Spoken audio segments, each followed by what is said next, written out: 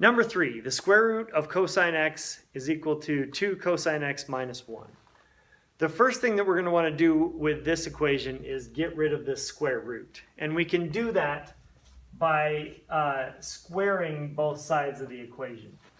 Just remember, when you square both sides of the equation, you have to be sure to check your answers at the end, because sometimes this introduces some solutions that aren't really solutions.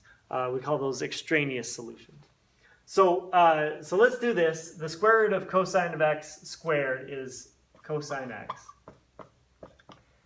And on this side, I'm going to write this as 2 cosine x minus 1 times 2 cosine x minus 1. That's what we mean by this quantity squared, is we want to multiply it by itself. All right, so let's go ahead and do that multiplication. So 2 cosine x times 2 cosine x is 4 cosine squared x. 2 cosine x times minus 1 is negative 2 cosine x. Negative 1 times 2 cosine x is negative 2 cosine x. Combine those, you're going to get negative 4 cosine x. And then negative 1 times negative 1 is positive 1. All right, so now let's get this equal to 0. So we can subtract cosine x from both sides. And we get 0 is equal to 4 cosine squared x minus 5 cosine x plus 1. And now what we would like to do, whenever we've got a quadratic like this equal to 0, we want to use the zero product property. We want to factor this to where it's two binomials that we're multiplying two things together and getting 0. And then we can use the zero product property to solve this. So looking at this, this looks like something terribly difficult to factor.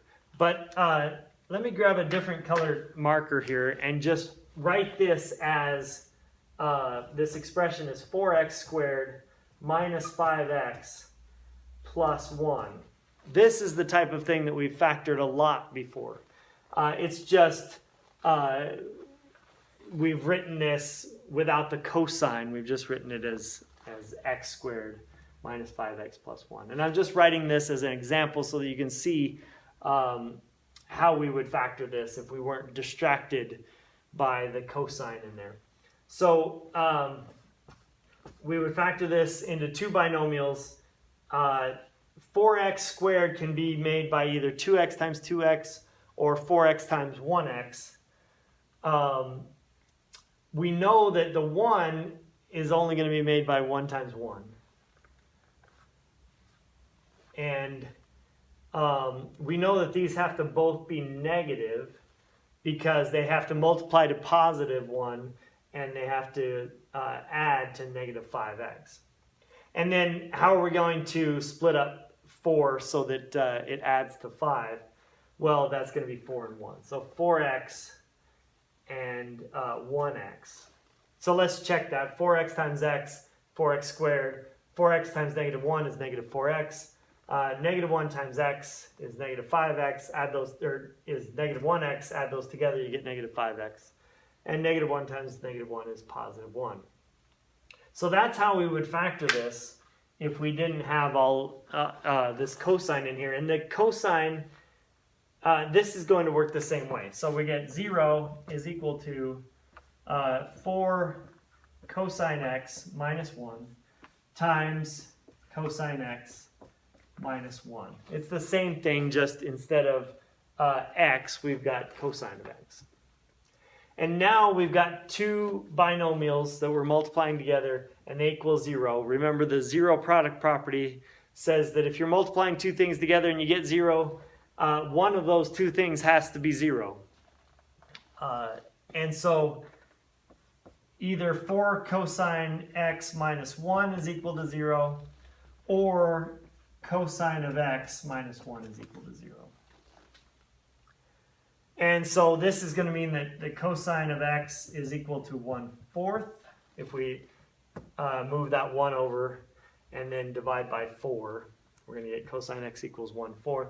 Over here, we're going to get cosine x equals 1. All right, so now cosine x equals 1, we can deal with that. Cosine x equals 1/4, that's not something that's on our unit circle. But at this point right here, let's go back and do what I said that we need to do in the beginning, and that is check for extraneous solutions.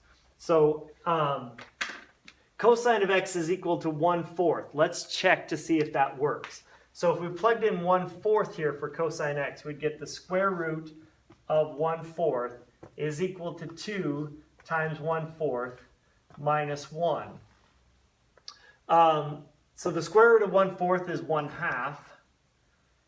And over here we've got 2 times 1/4 is 2/4, which is 1/2, minus 1.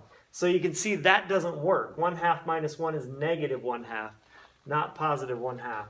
So we're gonna forget about this part, and we're just gonna focus on the cosine x equals 1. Well, let's check that one as well.